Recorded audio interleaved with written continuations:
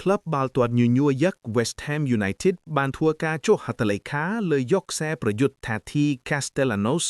ពីក្លឹប Lazio ខំតម្លៃខ្លួនមក2 លានផោនប្រហែល29 លានអឺរ៉ូសម្រាប់រយៈពេលនៃកិច្ចសន្យាដែលក្លឹបផ្ដល់ឲ្យគឺមានរយៈពេល4ឆ្នាំកន្លះរហូតដល់ខែមិថុនាឆ្នាំ2023ជាមួយនឹងជម្រើសអាចបន្តបាន1ឆ្នាំបន្ថែមទៀតលោកនឹងពាក់អាវលេខ11នៅកីឡាដ្ឋាន London Stadium ការមកដល់របស់កីឡាករវ័យ27ឆ្នាំរូបនេះគឺជាផ្នែកមួយនៃផែនការរបស់គ្រូបង្វឹកលោក Nuno Espirito Santo ដើម្បីពង្រឹងតំបន់ប្រយុទ្ធខណៈដែល West Ham កំពុងស្ថិតក្នុងតំបន់ដែលត្រូវកាត់ចោលលេខរៀងទី18ប្រវត្តិនៃមុនការមកដល់របស់កីឡាករ Tata Castellanos មកកាន់ English Premier League ដោយកីឡាកររូបនេះធ្លាប់បានលេងឲ្យក្លឹបដូចជាកីឡាកររូបនេះមានក្លឹបអាជីពដំបូងនៅក្លឹប Universidad de Chile បន្ទាប់មកក្លឹបបានដាក់ខ្ចីជើងឲ្យក្លឹប Talk ហើយក្លឹបបានទិញផ្ដាច់នៅឆ្នាំ2018និងបន្តមកកាន់ក្លឹប New York City FC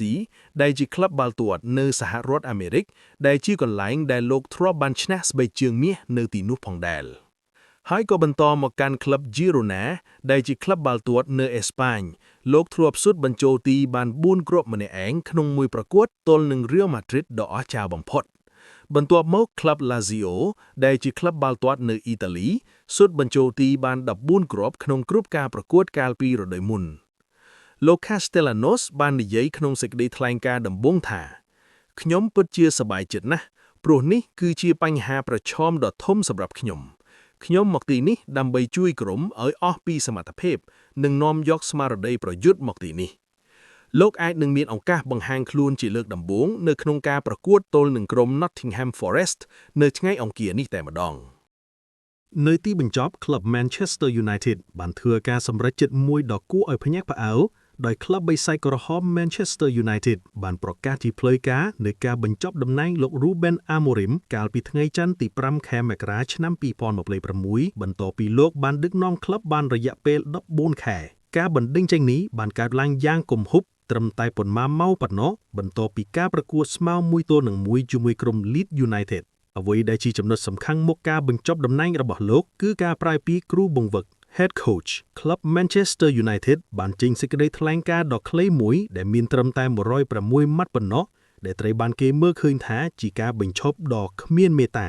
អ្វីដែលគួរឲ្យកត់សម្គាល់បំផុតនោះគឺក្លឹបបានហៅលោក Ruben Amorim ថាជា Head Coach គ្រូបង្វឹកជាជាងពាក្យ Manager អ្នកចាត់ការ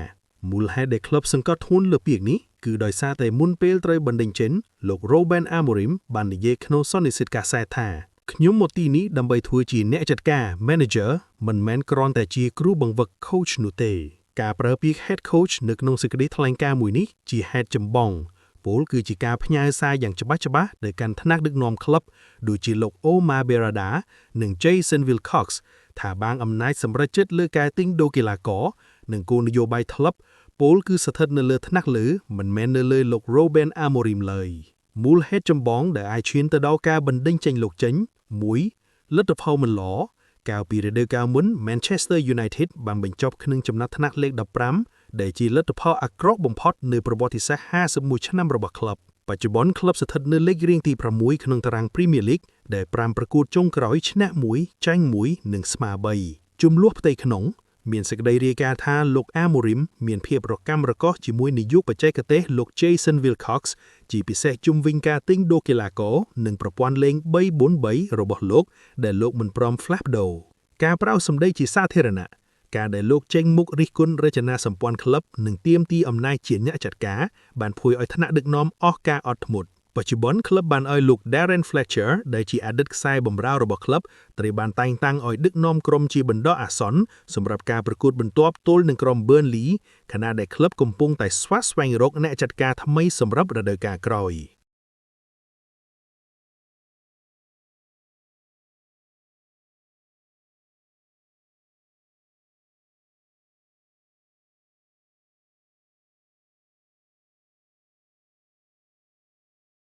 ក្លឹប Celtic បានប្រកាសទីផ្លូវការនៅការបណ្ដេញអ្នកចាត់ការទូទៅលោក Wilfried Nancy ចេញពីតំណែងកាលពីថ្ងៃច័ន្ទទី5ខែមករាឆ្នាំ2026បន្ទាប់ពីលោកបានដឹកនាំក្រុមត្រឹមតែ8ប្រកួតប៉ុណ្ណោះ នេះគឺជាចំណុចសំខាន់ជុំវិញការសម្រេចចិត្តដ៏គួរឲ្យភ្ញាក់ផ្អើលនេះរួមមាន 1. កំណត់ត្រាអាក្រក់បំផុតក្នុងប្រវត្តិសាស្ត្រក្លឹបលោក Wilfried Nancy បានក្លាយជាអ្នកចាត់ការដែលមានរយៈពេលដឹកនាំខ្លីបំផុតក្នុងប្រវត្តិសាស្ត្ររបស់ក្លឹប Celtic ដែលលោកដឹកនាំបានត្រឹមតែ33ថ្ងៃប៉ុណ្ណោះដែលក្នុងចំណោម8ប្រកួតដែលលោកបានដឹកនាំរួមមានចាញ់6ប្រកួតឈ្នះ2ប្រកួតស្មើ0ប្រកួតដែលក្រុមរបស់លោកបានរបួតគ្រាប់បាល់រហូតទៅដល់18គ្រាប់ក្នុងចំណោម8ប្រកួតនោះ 2. ការបរាជ័យក្នុងផ្ទះក្រោមទ្វេជើងក្រុមគូសត្រូវស៊ីសាច់ហុតឈាម Rangers ក្នុងលទ្ធផល3-1 កាលពីខែសៅរ៍កន្លងទៅគឺជាមូលហេតុចម្បងដែលធ្វើឲ្យថ្នាក់ដឹកនាំក្លឹបសម្រេចចិត្តបញ្ចប់កិច្ចសន្យាជាមួយលោកភ្លាមៗ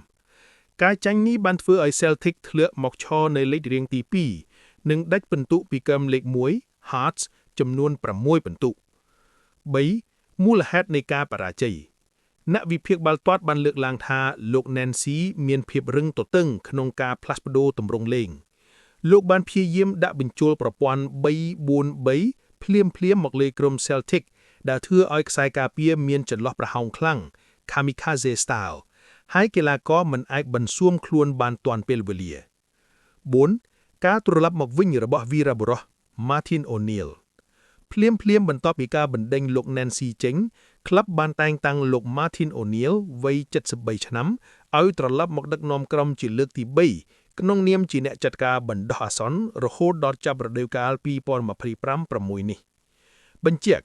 ក្រៅពីលោក Wilfried Nancy ថ្នាក់ដឹកនាំម្នាក់ទៀតគឺលោក Paul Tisdale ប្រធានផ្នែកប្រតិបត្តិបាល់ទាត់ក៏ត្រូវបានបណ្ដេញចេញពីតំណែងផងដែរដោយសារលោកជាអ្នកជំរុញឲ្យមានការតែងតាំងលោក Nancy កាលពីខែធ្នូបន្ទាប់ពីការបណ្ដេញលោក Ruben Amorim ចេញពីតំណែងក្លឹប Manchester United កំពុងស្ថិតក្នុងដំណាក់កាលស្វែងរកអ្នកមកជំនួសយោងតាមព័ត៌មានចុងក្រោយបំផុតក្នុងខែមករាឆ្នាំ2026ទាំងនេះគឺជាបេក្ខជនសំខាន់ដែលមានឱកាសក្លាយជាគ្រូបង្វឹកថ្មី 1. បេក្ខជនឈានមុខគេ Oliver Glasner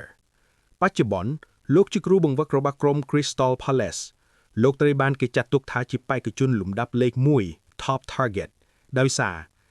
លោកធ្លាប់ដឹកនាំ Palace ឲ្យឈ្នះពាន FA Cup កាលពីរដូវកាលមុនលោកមេភាពបត់បែនក្នុងប្រព័ន្ធលេងអាចលេងខ្សែការពារ4អ្នកបានដែលខុសពីលោក Amorim ដែលរឹងទទឹងនៅតែប្រើប្រព័ន្ធ 3-4-3 រហូតបោកទោះជាក្រុមមិនទទួលបានលទ្ធផលល្អយ៉ាងណាកិច្ចសន្យារបស់លោកជាមួយ Palace នឹងផុតកំណត់នៅរដូវក្តៅនេះដែលធ្វើឲ្យ United ងាយស្រួលក្នុងការចរចា 2. បេក្ខជនដែលមានបទពិសោធន៍ Premier League Andoni Iraola